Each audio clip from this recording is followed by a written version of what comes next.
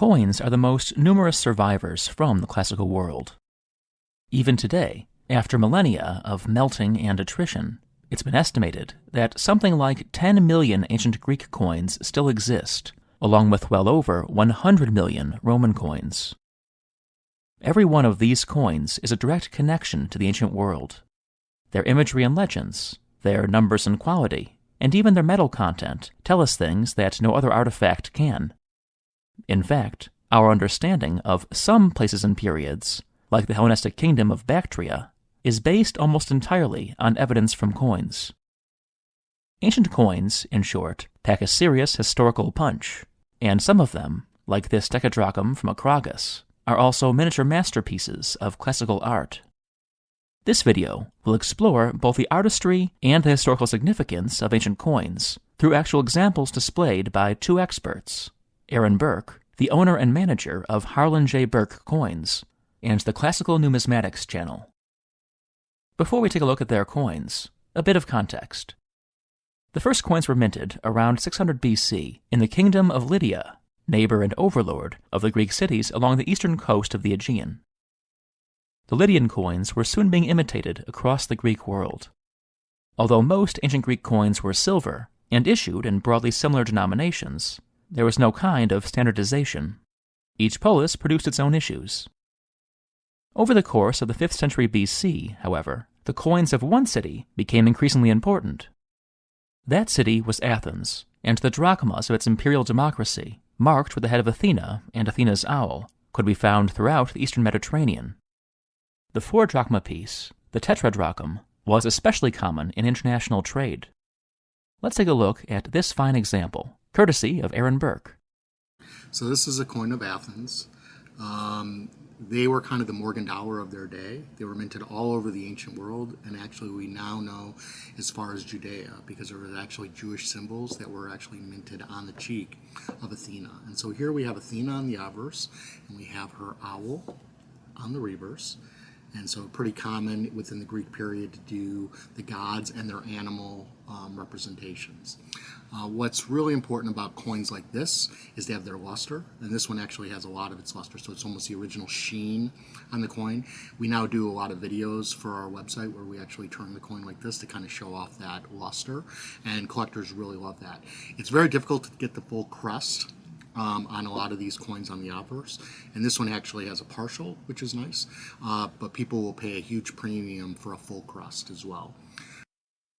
Greek coins of the classical era are famous for their artistry.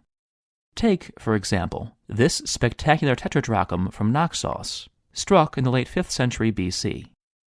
The head of Dionysus, on the obverse, is impressively realistic, as is the anatomy of the satyr Silenus, who appears in the reverse holding a cup of wine. Perhaps the most artistically accomplished of all ancient Greek coins were those produced by Syracuse, the largest and wealthiest city in the classical Greek world.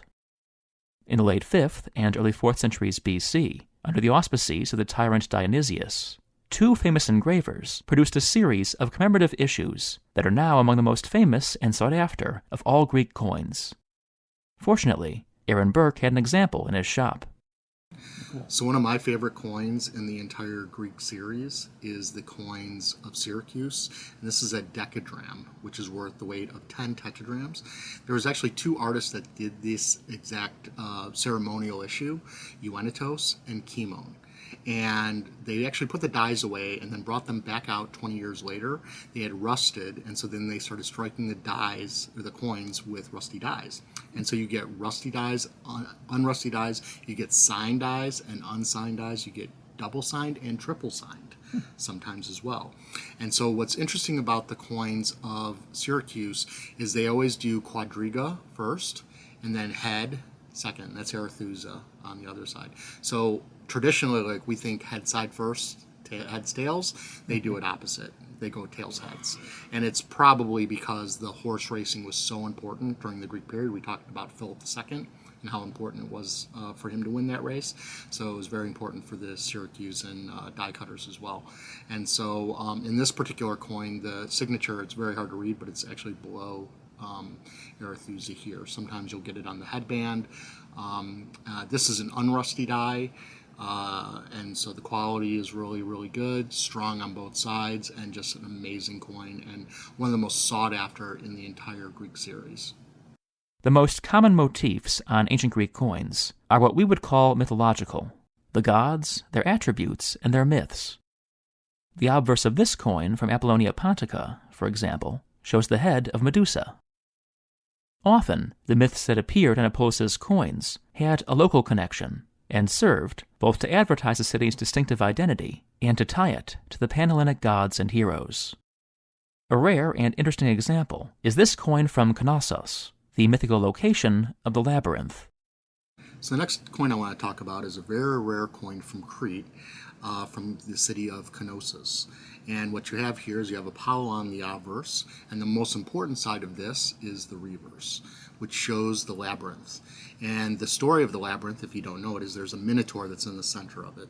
And the minotaur was entrapped in this maze, and they had to give offerings every time, and eventually a Greek hero comes in and kills the minotaur and frees the city from the wrath of the minotaur. And so what's unusual about this coin is normally tetradrachms, which is the size of this coin, will have a squared off labyrinth. This is a round one, which is less than 10 of these known. So the last one actually sold in auction for about 75,000 Swiss francs.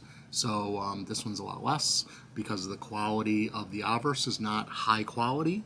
The artwork isn't that beautiful, but the reverse is fantastic, and you have the city there with the initials. So really an amazing coin for quality and rarity. Like so many other aspects of the Greek world, Greek coins were changed forever by Alexander the Great. Alexander captured huge quantities of silver and gold from the Persians, and minted much of this wealth into coins that would be imitated for centuries. Aaron Berk showed me one of these coins, an impressive gold stater. Next, I want to talk about the coins of Alexander the Great, one of the greatest generals of all of time.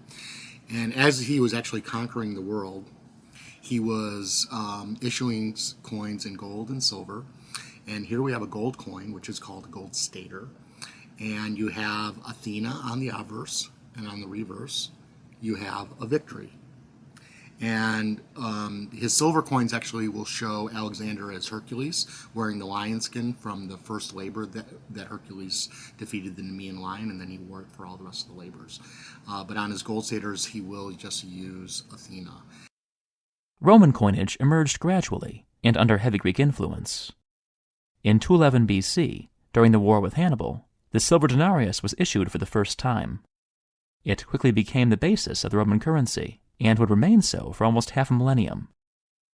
During the Republican era, denarii were issued by moneyers, young aristocrats at the beginning of their political careers, who inscribed their ambitions on the coins they produced. This denarius, for example, was issued by a moneyer named Sabinus, who advertised his family name by putting a legendary king of the Sabines on the obverse and the abduction of the Sabine women on the reverse. One of the most famous Republican denarii is this one, issued by an ally of Julius Caesar to commemorate his defeat of the Gallic chieftain Vercingetorix. Shortly before his assassination, Julius Caesar himself began to appear on the Roman coinage. This was a dramatic innovation. No living man had ever been featured on a Roman coin, and in the eyes of many senators, Caesar's portrait was a sign that his ambitions were out of control. So next we're going to talk about the coins of Julius Caesar. So here we have a beautiful portrait of Julius Caesar, and on the reverse we have a bull. And so there's lots of different reverse types of these. These were actually issued by the moneyers of Rome that were issuing coins with Julius Caesar's portrait on it, which was kind of a big no-no during this time period because no one had done this to this point.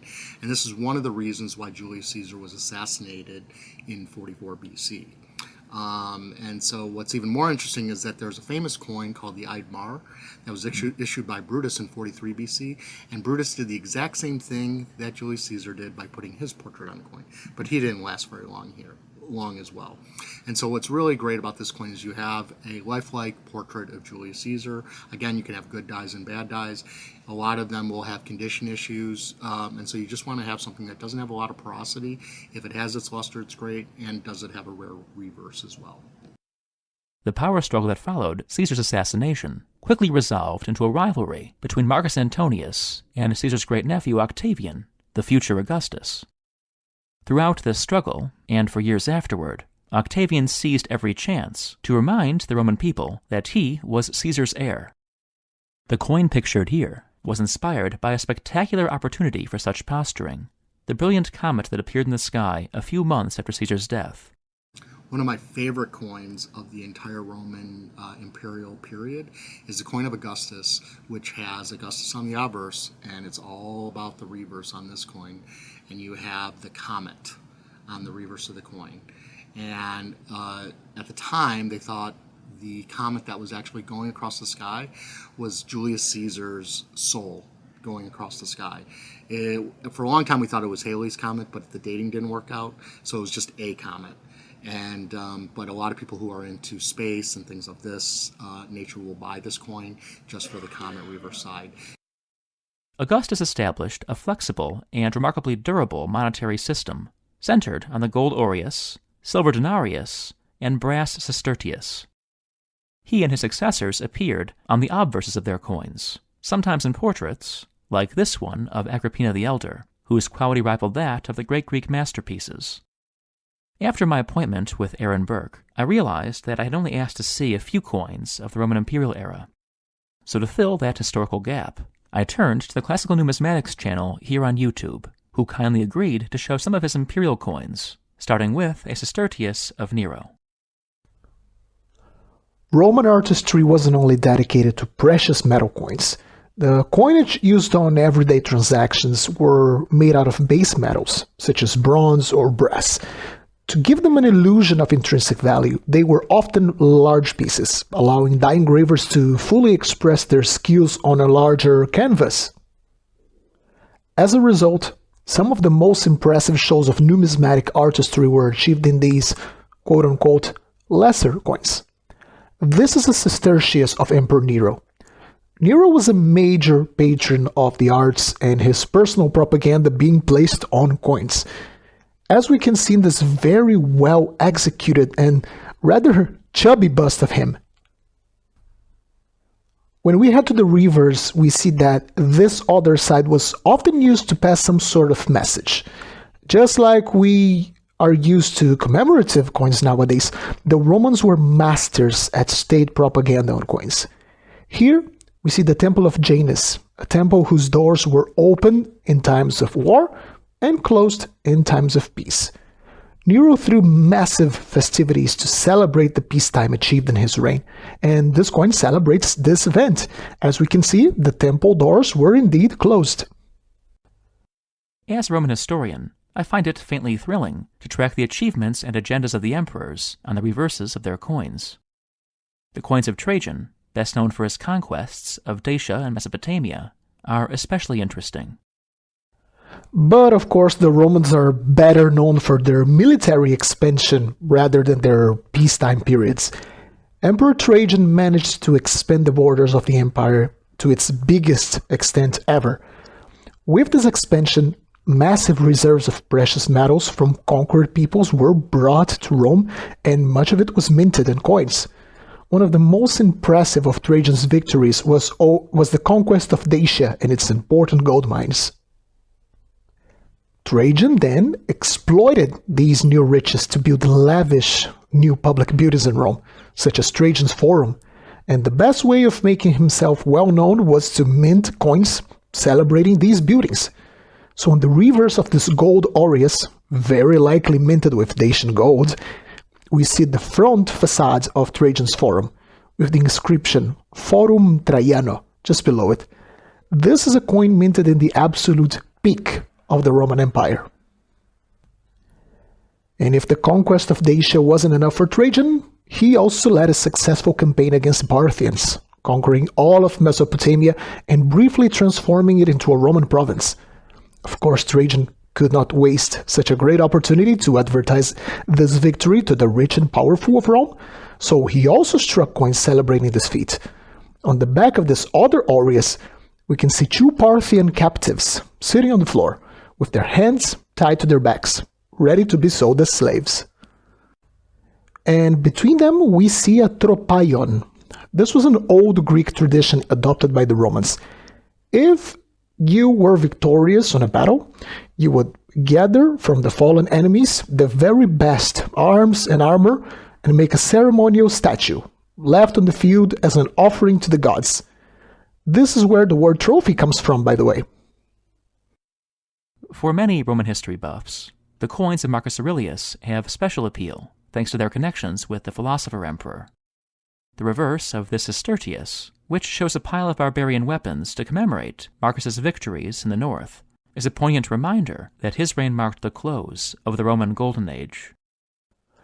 As we leave the early 2nd century AD and led to the late 2nd century, we get to the reigns of Antoninus Pius and his adopted son, Marcus Aurelius.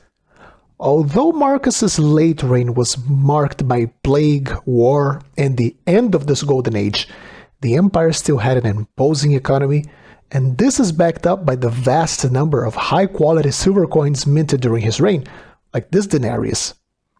As for the iconography of the coins, Marcus wanted to show a reassuring image of a competent leader, and the very benign symbols on his coins tell a tale of a prosperous and generous empire. When we head to the reverse, we are greeted by Abundantia, the goddess of plenty. Abundantia carried with her the cornucopia, a magic horn from where all kinds of fruits and grain would magically appear. She can be seen using the cornucopia to fill up a barrel of grain.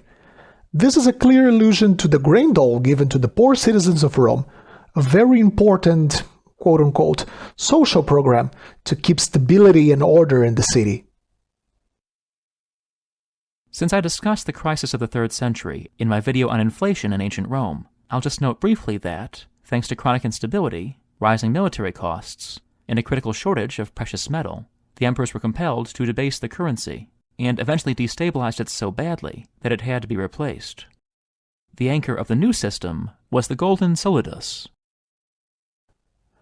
As we get into the 5th century, very late in imperial history, the aureas will be replaced by the solidus, a new gold coin. And as we can see, radically different style and radically different message here.